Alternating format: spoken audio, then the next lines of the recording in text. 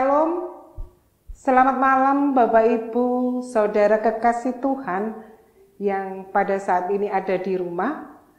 Kita bertemu lagi pada malam hari ini dalam ibadah keluarga.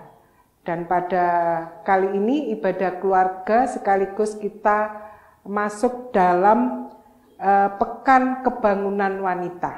Mari kita bersatu hati. Ibadah ini berlangsung atas kasih dan pimpinan Tuhan Allah yang telah menciptakan langit bumi dan telah memelihara ciptaannya untuk selama-lamanya. Karena itu, damai sejahtera Allah menyertai kita sekalian. Amin. Kita bersama-sama pujikan pelengkap Kidung Jemaat nomor 2, Mulia, Mulia Namanya.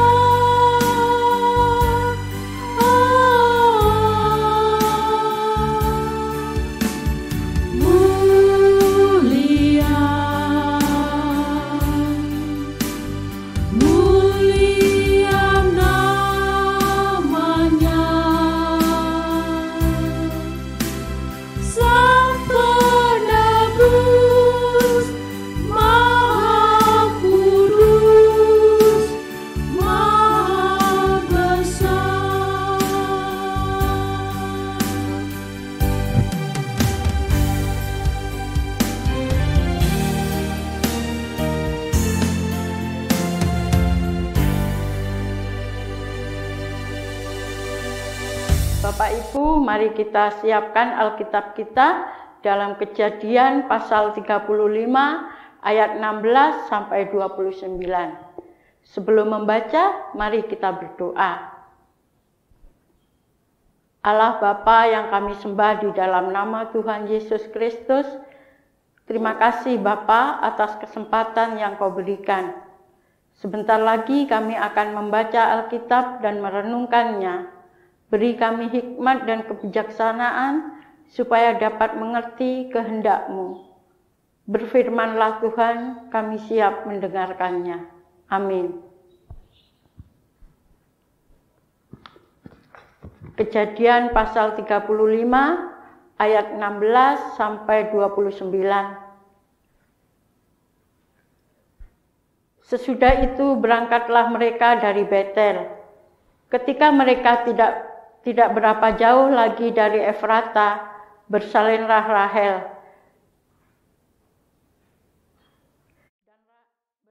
Persalinan itu sangat sukar. Sedang ia sangat sukar bersalin. Berkatalah bidan kepadanya, "Janganlah takut, sekali ini pun anak laki-laki yang kau dapat." Dan ketika ia hendak menghembuskan nafas, sebab ia mati kemudian, diberikanlah nama Ben-Oni kepada anak itu, tetapi ayahnya menamainya Benyamin. Demikianlah Rahel mati, lalu ia dikuburkan di sisi jalan ke Efrata, yaitu Bethlehem. Yakub mendirikan tugu di atas kuburnya. Itulah tugu kubur Rahel sampai sekarang. Sesudah itu berangkatlah Israel, lalu ia memasang kemahnya di seberang Migdal Eder. Ketika Israel diam di negeri itu, terjadilah bahwa Ruben sampai tidur dengan Bilha, bundek ayahnya, dan kedengaranlah hal itu kepada Israel. Adapun anak-anak lelaki Yakub 12 orang jumlahnya. Anak-anak Lea ialah Ruben, anak sulung Yakub, kemudian Simeon, Lewi, Yehuda, Isakhar, dan Sebulon. Anak-anak Rahel ialah Yusuf, Benyamin, dan anak-anak Bilha, budak perempuan Rahel ialah Dan serta Naftali. Dan anak-anak Silva, budak perempuan Lea ialah Gad dan Asyer. Itulah anak-anak lelaki Yakub yang dilahirkan baginya di Padan Aram. Lalu sampailah Yakub kepada Iska ayahnya di Mamre dekat Kiryat Arba. Itulah Hebron, tempat Abraham dan Iska tinggal sebagai orang asing. Adapun umur Iska 180 tahun. Lalu meninggallah Iska. Ia mati dan dikumpulkan kepada kaum leluhurnya. Ia tua dan suntuk umur, maka Esau dan Yakub anak-anaknya itu menguburkan dia. Berbahagialah bagi setiap kita yang membaca, merenungkan firman Tuhan, dan melakukannya dalam kehidupan sehari-hari. Bapak Ibu Saudara kasih Tuhan, dalam hidup ini kita sering merasakan suka dan duka. Bahkan keduanya datang silih berganti tanpa pamit, tanpa permisi, tanpa kula nuwun dalam kehidupan kita. Dalam bacaan Alkitab pada hari ini juga demikian. Yakub yang awalnya berbahagia karena Rahel melahirkan anak laki-laki baginya. Namun di saat bersamaan, Yakub juga merasakan kesedihan karena persalinan Rahel yang sangat sukar. Akhirnya Rahel meninggal dunia.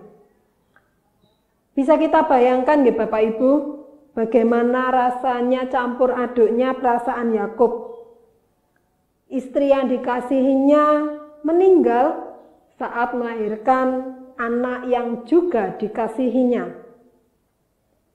Namun kesedihan itu tidak berlangsung lama, karena Yakub mampu mengalihkan perhatian kepada Benyamin putranya. Tapi juga tidak serta-merta Yakub melupakan begitu saja kesedihan akan meninggalnya Rahel. Terbukti dengan didirikannya tugu di atas kubur Rahel sebagai tanda peringatan. Yakub lebih memilih untuk berpikir positif, mengingat kembali janji Allah kepadanya. Kita bisa mengingat kembali bahwa hanya Benyamin, anak Yakub yang lahir di tanah Kanaan, tanah perjanjian. Sehingga tidak ada alasan bagi Yakub untuk terus berkabung dan larut dalam kesedihan. Ternyata kesedihan Yakub tidak berhenti di sini saja. Tidak lama berselang, Iska, ayahnya pun meninggal dunia di usia yang sudah sangat sepuh, 180 tahun. Yakub terpukul sekali lagi. Ditambah lagi berita perselingkuhan anaknya Ruben dengan Bilha, gundiknya. Kesedihan dan duka Yakub tidak hanya sekali, dua kali, tapi berkali-kali dalam waktu yang berturut-turut. Kita semua pasti pernah mengalami duka, penderitaan, kepahitan, rasa kehilangan, apalagi di masa-masa yang sulit seperti ini, di masa pandemik ini. Mungkin dari kita atau saudara kita ada yang kehilangan pekerjaan, kehilangan sumber mata pencarian, berkurangnya pendapatan, atau bahkan kehilangan keluarga, sanak saudara yang meninggal dunia karena COVID-19. Ada kalanya kesedihan dan kepedihan yang terjadi membutakan kita pada kenyataan betapa banyak berkat Allah yang telah dicurahkan bagi kita. Akibatnya, seringkali saat dalam masa perkabungan, kita justru memilih tenggelam dan terbenam dalam kesedihan, dalam kubangan air mata, daripada kita memilih mengucap syukur dan mengingat kembali kebaikan Tuhan yang luar biasa dalam kehidupan kita. Karena itu, Bapak Ibu Saudara kasih Tuhan, kami mengajak panjenengan untuk kita membiasakan diri melihat peristiwa dari sisi positifnya. Misalnya dalam kondisi yang sulit seperti ini, kita dipaksa, dalam tanda petik, dipaksa untuk jadi lebih kreatif dan menggali potensi yang dimiliki. Apalagi mungkin bagi kaum wanita, ibu-ibu, ini harus berpikir keras, berinovasi, menciptakan masakan mungkin yang lebih bervariasi. Besok masak apa ya? Besok bikin kue apa ya? Supaya suami, anak-anak tetap betah di rumah. Bahkan ternyata hasil masakannya layak dijual, enak. Tidak hanya dirasakan keluarga, tetapi saudara-saudara juga merasakan, oh ini enak, ini bisa dijual. Nah, hal-hal seperti ini yang justru bisa tercipta pada saat kondisi kita mungkin kadang-kadang kepepet gitu ya. Kalau orang Jawa bilang the power of kepepet gitu. Kadang-kadang justru lebih kreatif di saat kondisinya terhimpit. Atau dengan kondisi yang seperti ini banyak waktu, lebih banyak di rumah, banyak waktu luang, sehingga ibu-ibu bisa lebih banyak waktu untuk menyalurkan hobinya. Hobi yang bikin kue, hobi berkebun, atau hobi yang lainnya yang bisa dilakukan bersama-sama dengan anak-anak. Yang mungkin dulu tidak sempat dilakukan karena sibuk bekerja. Ayahnya juga sibuk bekerja.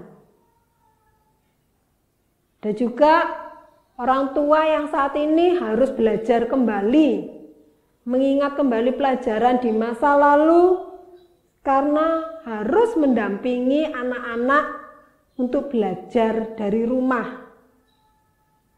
Sehingga kembali membuka buku-buku matematika mungkin, bahasa Inggris, harus belajar lagi karena harus mendampingi anak-anaknya. Hal-hal positif sederhana ini bisa dilakukan untuk meningkatkan kualitas kehidupan di tengah keluarga.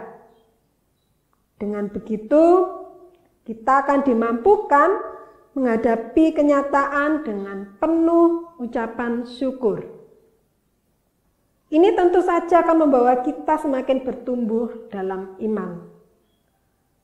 Sebab Allah juga memakai suka dan duka untuk mendidik, mengajar demi kebaikan kita bersama.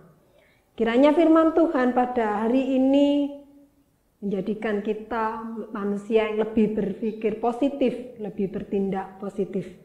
Tuhan Yesus memberkati. Amin.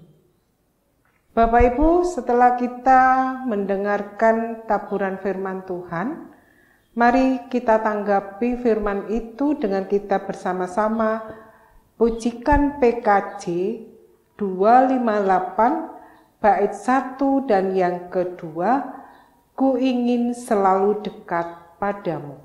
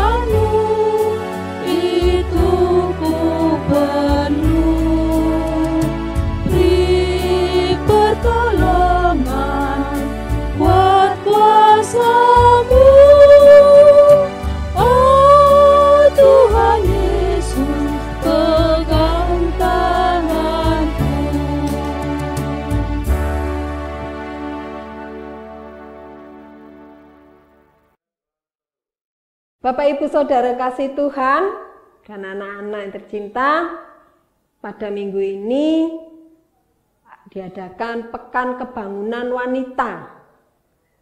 Panjenengan bisa melihat setiap pelayannya adalah kaum wanita. Dan untuk mengisi kegiatan Pekan Kebangunan Wanita selama 1 minggu ini, ya sebenarnya mulai tanggal 19 kemarin sampai 26 Juli 2020 mendatang, kami dari pengurus KPPW akan mengadakan beberapa kegiatan untuk panjenengan semuanya. Ada kuis tebak lagu.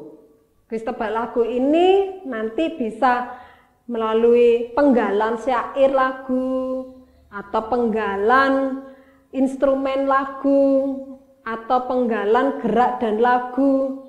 Nah, panjenengan bisa menebak ini lagunya lagu apa ya, dari Kidung Jemaat nomor berapa, atau dari PKJ nomor berapa, atau lagunya apa.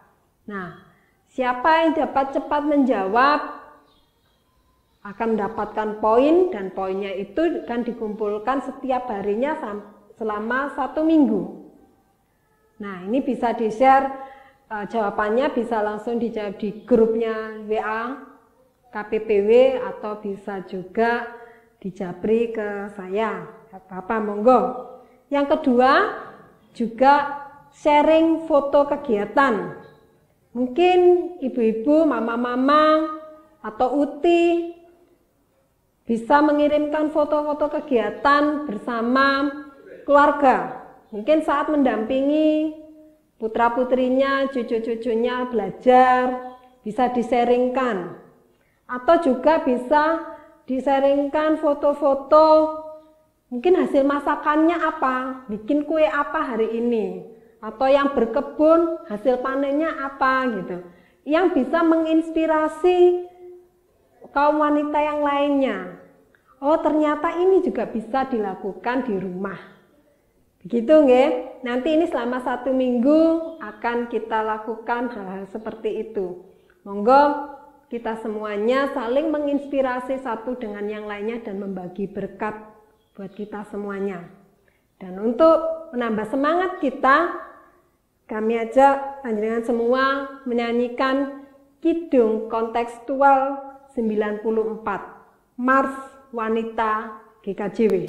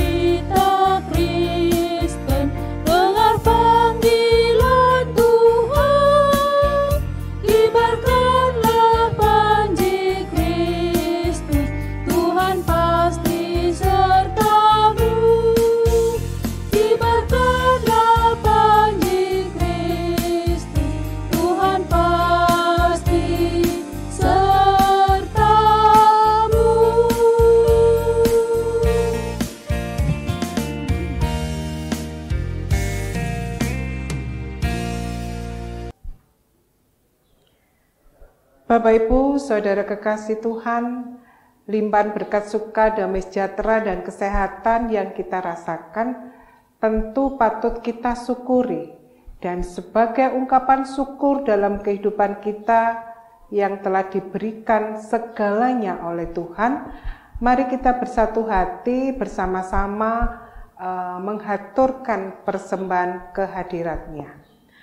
Persembahan itu nanti dimasukkan dalam amplop, kemudian ditulis ibadah Rabu 22 Juli 2020 dan boleh diserahkan kepada majelis yang telah ditugasi atau dihantar ke kantor gereja pada hari dan jam kerja. Kita iringi dalam kita mengumpulkan persembahan dengan kita bersama-sama memuji dari pelengkap Kidung Jemaat nomor 146 ayat 1, yaitu bawa persembahan.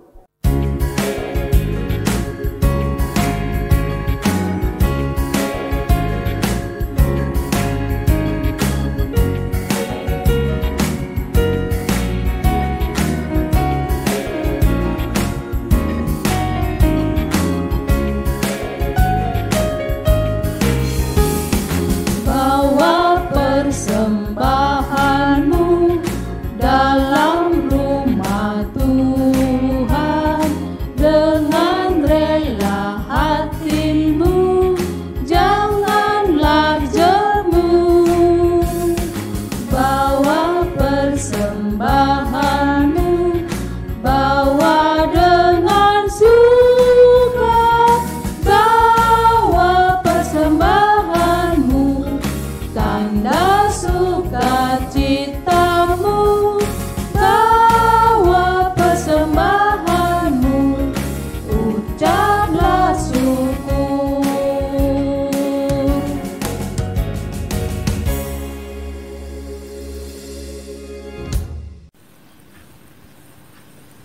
Bapak, Ibu, dan adik-adik yang terkasih, mari kita berdoa.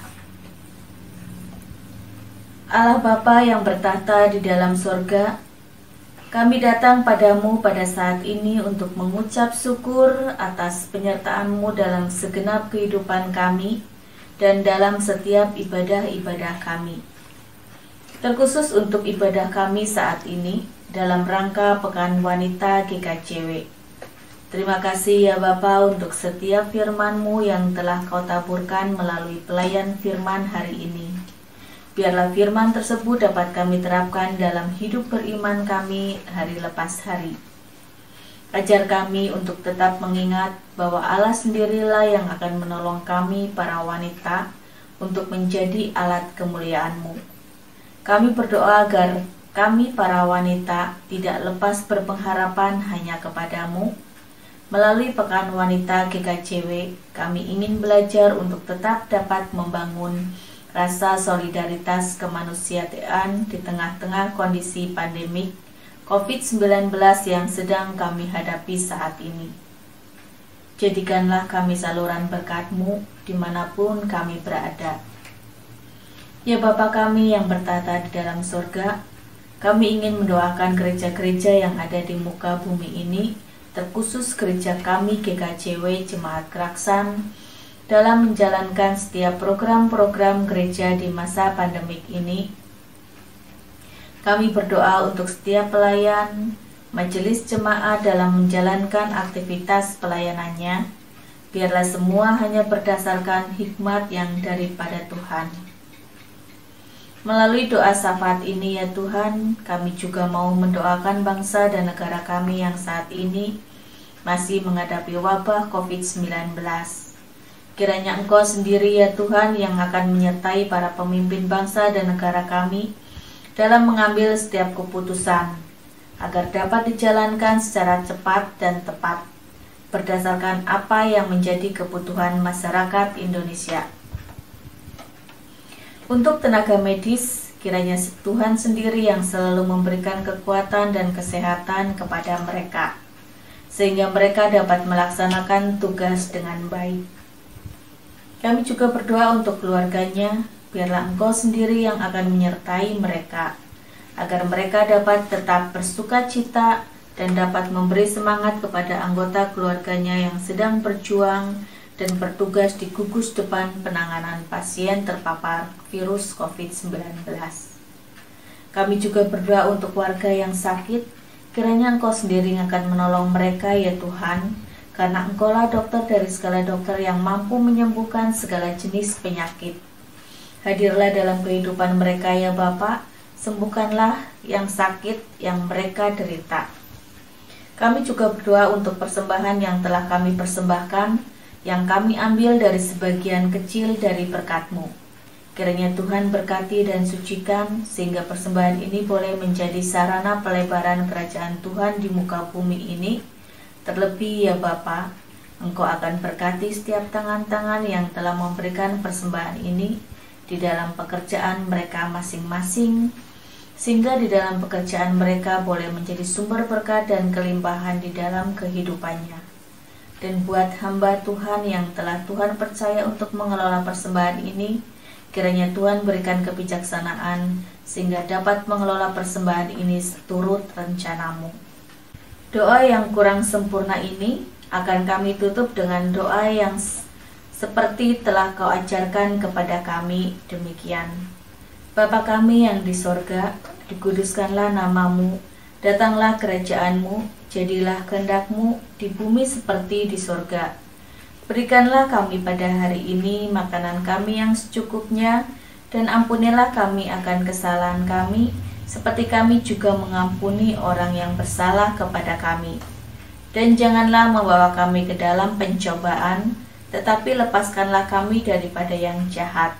Karena Engkaulah yang punya kerajaan dan kuasa dan kemuliaan sampai selama-lamanya. Amin. Sebagai pujian penutup pada malam hari ini, bersama-sama kita pujikan PKJ 180, Kasih Tuhan mengiringimu.